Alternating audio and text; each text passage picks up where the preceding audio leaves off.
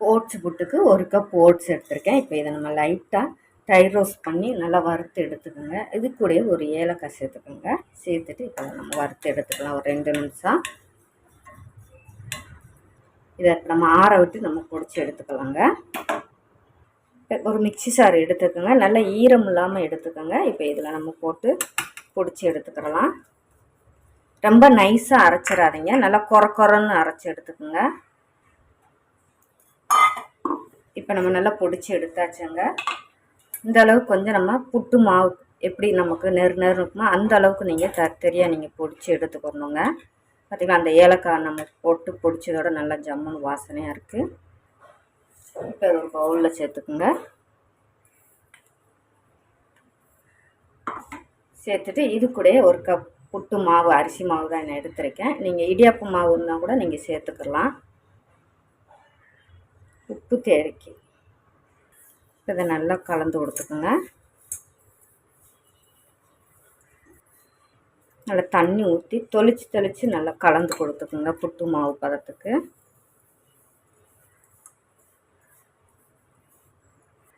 இப்போ மாவு நல்லா நம்ம பிசைஞ்சு எடுத்தாச்சுங்க. புட்டு மாவு பார்த்துருக்கு ஒரு 10 நிமிஷம் நம்ம ஊற வச்சு எடுத்துக்கலாங்க. எந்த மாவாக இருந்தாலும் நம்ம ஒரு 10 நிமிஷம் நம்ம ரெஸ்ட்டில் வச்சுட்டு அப்புறம் செஞ்சாதாங்க அந்த டிஷ்ஷே நல்லாயிருக்கும். இப்போ ஒரு 10 நிமிஷம் நமக்கு இருக்கட்டும். அப்போ நம்ம புட்டு இப்போ 10 நிமிஷம் ஆயிடுச்சுங்க. இப்போ நான் புட்டு அவிக்கிறது எடுத்துருக்கேன். இப்போ இதில் நம்ம எண்ணெய் தடவி எடுத்துக்கோங்க. இப்போ இதில் கொஞ்சமாக தேங்காய் சேர்த்துக்குங்க. இப்போ நம்ம வச்சுக்கலாங்க. உங்களுக்கு 10 நிமிஷம் இப்படி ஊற விட்டால் தான் உங்களுக்கு மாவு நல்லா மெதுவாக இருக்குங்க புட்டு வேக வச்சு சாப்பிடும்போது. அதுக்காகத்தான் நம்ம 10 நிமிஷம் நம்ம ரெஸ்ட்டில் வச்சது.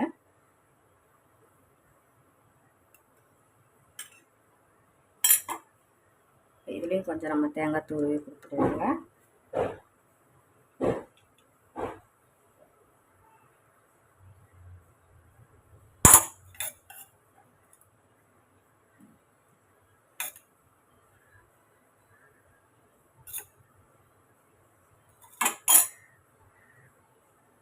லைட்டாக கை வச்சு இந்த மாதிரி ப்ரெஸ் பண்ணி கொடுத்துக்குங்க.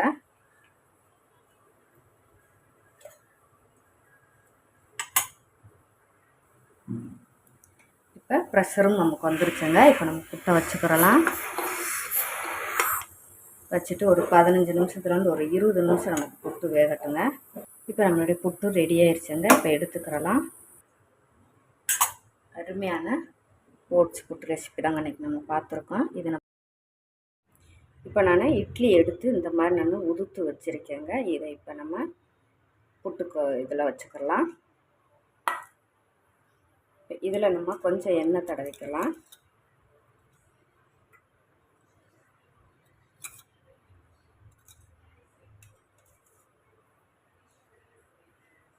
எண்ணெய் தடவிட்டு இப்போ அடியில் நம்ம தேங்காய் போட்டுக்கலாங்க.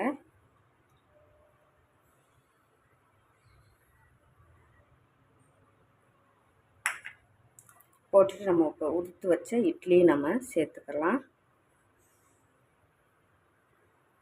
இதுலேயே நடுக்கரையும் நம்ம இந்த மாதிரி தேங்காய் துருவி கொடுத்துக்கலாங்க.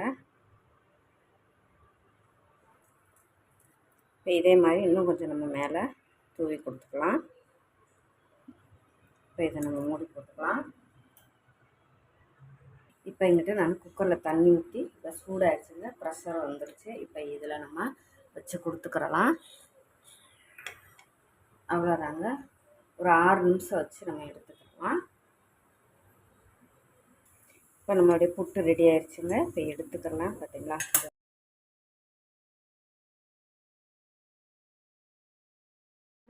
இப்போ இதை நம்ம 1 கப்பு நான் எடுத்துருக்கேன். 250 கிராம் இருக்குங்க. நீங்கள் எவ்வளோ எடுக்கிறீங்களோ அவ்வளோக்கு எடுத்துக்கோங்க. நான் கடையில் வாங்கின மாவு தாங்க எடுத்திருக்கேன், ராகி மாவு. இது இப்போ நம்ம பிசைஞ்சு எடுத்துக்கிறலாம். இப்போ மாவு போட்டுக்கலாங்க. இப்போ கொஞ்சமாக உப்பு போட்டுக்கலாம். ரொம்ப தண்ணி தொளிச்சு இந்த மாதிரி தண்ணி தொளிச்சு மாவு பரட்டிக்குங்க. ஒரே தண்ணி ஊற்றிடாதீங்க. சரியாக வரும். தண்ணி தொளிச்சு இது பண்ணுங்க இந்த மாதிரி. இப்போ மாவு பிசைஞ்சு எடுத்தாச்சுங்க ராகி புட்டுக்கு. அதுக்கு நம்ம எப்படி பதம்னா இப்படி பிடிச்சு பார்க்கணுங்க. பிடிச்சு பார்த்தா இந்த மாதிரி மாவு நின்றுச்சுனாக்கு நமக்கு இதானுங்க கரெக்டு பாகம் ராகி புட்டுக்கு. இப்போ உடச்சி விட்டுறலாம். புட்டு மாவுக்கு ஒரு 10 நிமிஷம் எப்பயுமே நான் சொல்கிற மாதிரி நீங்கள் பிசைஞ்சு வச்சுட்டு அப்புறமேல் நீங்கள் புட்டு அவிங்க. உடனே மாவு பிசைஞ்சதுமே நீங்கள் புட்டு அவிக்காதீங்க. ஏன்னா மாவு நனைஞ்சாதான் நமக்கு நல்லாயிருக்கும். அதனால் 10 நிமிஷம் இந்த மாதிரி பிசைஞ்சு. இப்போ 10 நிமிஷம் இருக்கட்டும். இப்போ 10 நிமிஷம் ஆயிடுச்சுங்க. நம்ம புட்டு மாவை ரெடி பண்ணிக்கலாம். இதில் நம்ம அடியில் ஃபஸ்ட்டு தேங்காய் போட்டுக்கிறணுங்க. இந்த மாதிரி தேங்காய் போட்டுக்கிறோம். நம்ம சுற்றி போட்டுட்டு அதுக்கு மேலே மாவு போட்டுக்கிறலாம். இப்போ இதே மாதிரி ஃபஸ்ட்டு நீங்கள் எப்பயுமே மாவு போடாதீங்க. ஃபஸ்ட்டு அடியில் தேங்காய் போட்டுட்டு அதுக்கு மேலே புட்டு மாவை நம்ம போட்டுக்கிறோங்க. இப்போ நான் அரை இதுக்கு போட்டிருக்கேங்க. அதே மாதிரி இதுக்கு மேலே கொஞ்சம் தேங்காய் போட்டு அதுக்கு மேலே கொஞ்சம் நம்ம மாவு ஃபுல் பண்ணிக்கலாம். பார்த்தீங்களா, இப்போ இருக்கிற மாவு எல்லாம் போட்டாச்சுங்க. அதுக்கு மேலே கொஞ்சம் நம்ம தேங்காய் போட்டுக்கிறலாம்.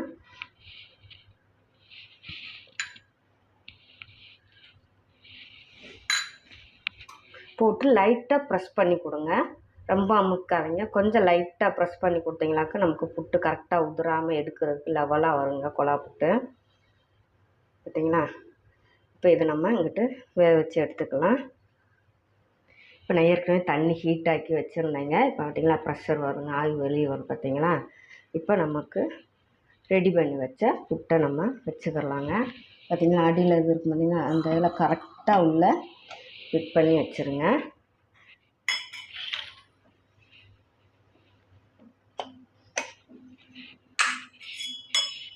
இப்படி குத்தி பார்த்தோமாக்கு ஒட்டலைன்னா நமக்கு வெந்துருச்சுன்னு அர்த்தங்க. பார்த்தீங்களா, ஒட்டலைங்க, அவ்வளோவா வெந்துருச்சு. இப்போ இது இருக்கட்டும். 20 நிமிஷத்தில் நமக்கு புட்டு ராகி புட்டு ரெடி ஆயிடுச்சுங்க. இப்போ இது ஒரு 5 நிமிஷம் கழித்து நம்ம ஆறவும் நம்ம வெளியில் தள்ளி எடுத்துக்கலாங்க. சூட்டோடு தள்ளினமாக்கும் நமக்கு புட்டெல்லாம் உடஞ்சி போயிடும். அப்போ நமக்கு ஒரு 5 நிமிஷம் ஆறவும் நம்ம எடுத்துக்கிறலாம். சூப்பராக நமக்கு ராகி புட்டு ரெடி ஆயிடுச்சுங்க. நான் பூரிக்கிழங்குக்கு 2 உருளைக்கிழங்கு எடுத்திருக்கேன். இப்போ இதில் தண்ணி ஊற்றி நம்ம விசில் விட்டு ப்ரெஷர் போட்டு எடுத்துக்கிறலாம். இப்போ ஸ்டவ் ஆன் பண்ணிக்கலாம்.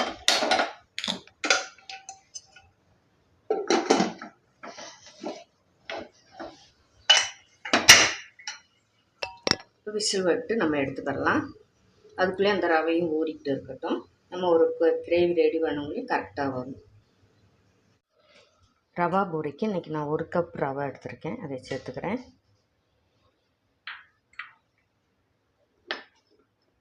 உப்பு தேவைக்கு, கொஞ்சமாக சீனி சேர்த்துக்கிறேன். ரவையை நல்லா பொடி பண்ணி எடுத்துக்கலாம்.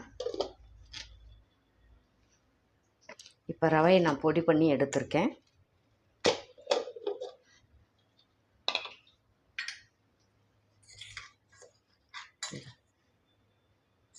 இப்போ ரவையை பொடிச்சு எடுத்தாச்சு. இப்போ இதில் நம்ம கொஞ்சம் கொஞ்சமாக தண்ணி சேர்த்துக்கலாம். பூரி பதத்துக்கு நம்ம பிசைஞ்சு எடுத்துக்கலாம். இப்போ கொஞ்சம் நான் தண்ணி ஊற்றுறேன். மறுபடியும் நம்ம மிக்சியில் நம்ம பல்ஸ் கொடுத்து எடுக்கலாம். இன்றைக்கி நம்ம பூரிக்கு கையிலலாம் மாவு பிணைய போகிறது இல்லைங்க. நம்ம மிக்சியிலே தான் இன்றைக்கி நம்ம பிடிச்சி எடுக்க போகிறோம். இப்போ கொஞ்சம் 1 ஸ்பூன் அளவுக்கு நம்ம எண்ணெய் சேர்த்துக்கலாம்.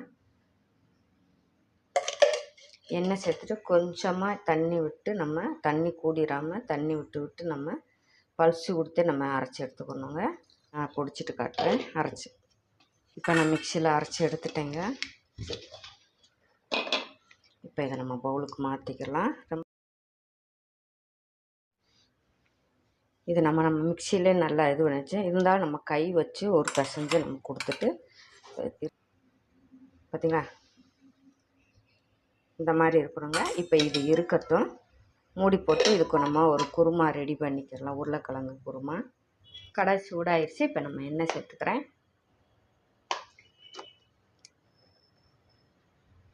எண்ணெயும் சூடாயிருச்சு. அது கூட நமக்கு ஜீரகம், கடுகு, உளுந்தம்பருப்பு, கடலைப்பருப்பு சேர்த்துக்கிறேன். இப்போ கடுகு எல்லாம் பொரிஞ்சிருச்சு. இப்போ நம்ம ஒரு வத்தல் கிள்ளி வச்சுருக்கேன், அதையும் சேர்த்துக்கிறேன். காரத்துக்கு மிளகாய், பெரிய வெங்காயம்,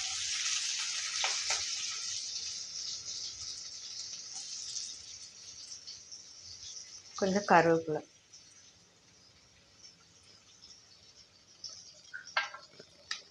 இதை உப்பு போட்டு வதக்கிக்கலாம் லைட்டாக.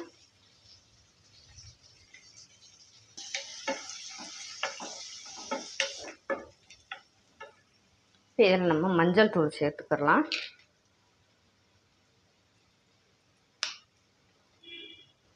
கால் டீஸ்பூன் மஞ்சள் தூள். இதையுமே நம்ம கலந்து விட்டுக்கலாம்.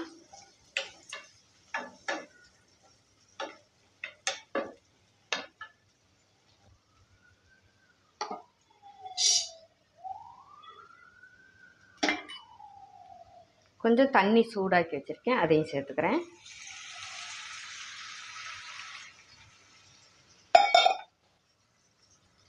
ஒரு ஸ்பூன் அளவுக்கு நான் கடலை மாவு கலந்து வச்சுருக்கேன். இப்போ அதையும் நம்ம சேர்த்துக்கிறலாம்.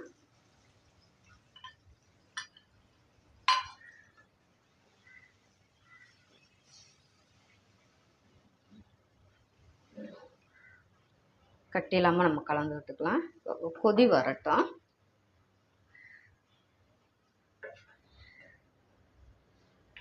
இதில் வேக வச்சு மசிச்சு வச்சுருக்க உருளைக்கிழங்கையும் நம்ம சேர்த்துக்கலாம். உருளைக்கிழங்குக்கு தேவையான உப்பு சேர்த்துக்கலாம். ஏற்கனவே நம்ம வெங்காயத்தை வதங்கும் போது உப்பு சேர்த்துருக்கோம். இப்போ கொஞ்சமாக பார்த்துட்டு நம்ம சேர்த்துக்கலாம். இப்போ இதையும் நம்ம கலந்து கொடுத்துக்கலாம்.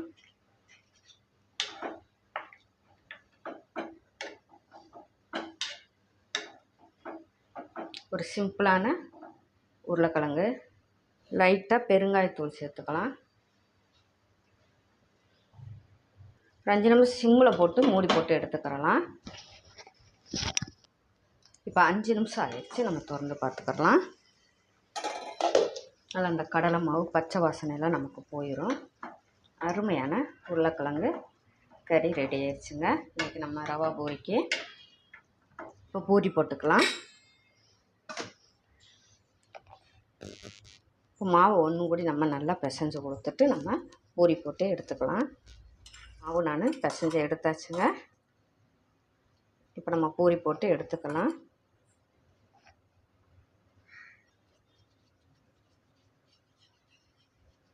இந்த அளவுக்கு எடுத்துக்கலாம். இப்போ நம்ம பூரிக்கு நம்ம தடவி எடுத்துக்க நான் மைதா மாவு எடுத்துருக்கேன். இப்போ அதில் தடவிட்டு கொஞ்சம் லைட்டாக தூவி கொடுத்துக்கலாம்.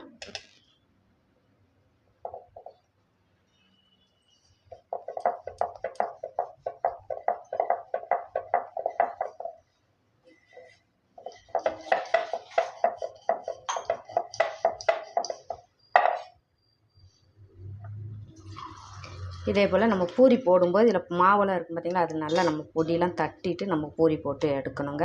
இல்லைன்னா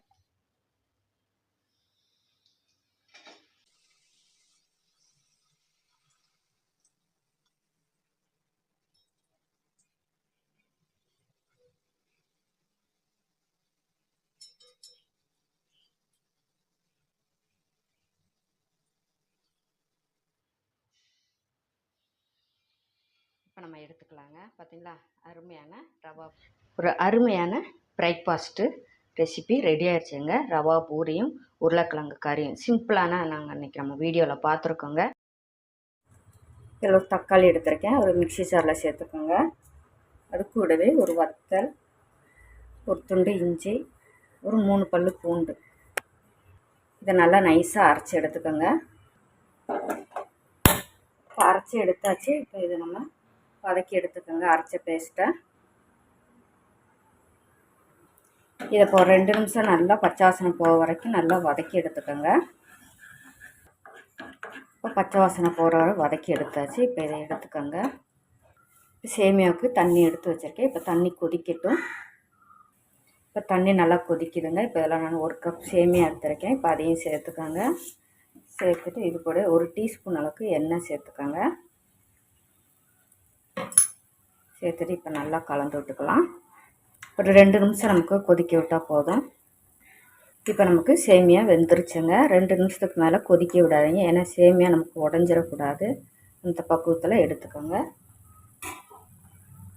நம்ம சேமியாவை நம்ம ஃபில்ட்ரு பண்ணதுமே நம்ம வெயிட் பண்ணக்கூடாதுங்க, உடனே நமக்கு செய்ய ஆரம்பிச்சிடணும். இப்போ எண்ணெய் சேர்த்துக்கோங்க.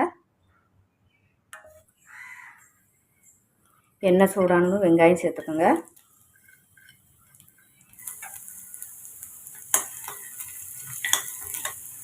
எண்ணெய் சூடானும் 1 ஸ்பூன் அளவுக்கு பீன்ஸ் நறுக்கி வச்சதை சேர்த்துக்கோங்க.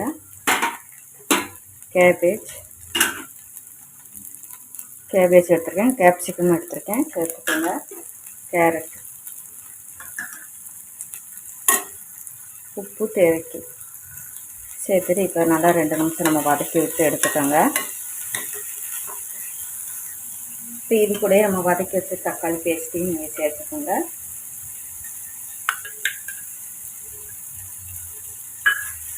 சேர்த்துட்டு இது 2 நிமிஷம் வதக்கி விட்டுக்கோங்க.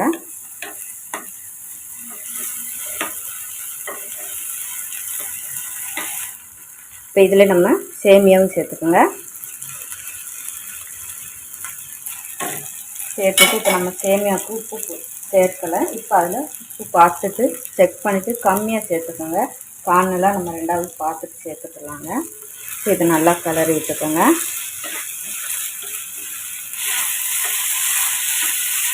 அவ்வளோதாங்க. நம்ம இருக்கிற சேமியா வெந்தால் தான், ரொம்ப போட்டு நம்ம கிண்ட வேண்டாம். இப்போ ரெடி ஆகிடுச்சுங்க. அருமையான பிரேக்ஃபாஸ்ட் ரெசிபி தாங்க இன்றைக்கி நம்ம பார்த்துருக்கோம். ஸ்டவ் ஆன் பண்ணி ஒரு ஃபேன் வச்சுருக்கேன். இப்போ 1 கப் ஓட்ஸ் எடுத்துருக்கேன். இதை நம்ம ட்ரை ரோஸ்ட் பண்ணி எடுத்துக்கோங்க.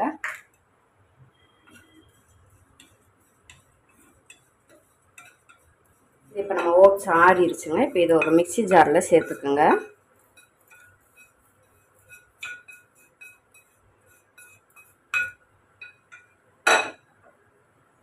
சேர்த்துட்டு ஓட்ஸ் எடுத்த கப்பில் 1/2 கப் ரவை எடுத்துருக்கேன், அதையும் சேர்த்துக்கோங்க.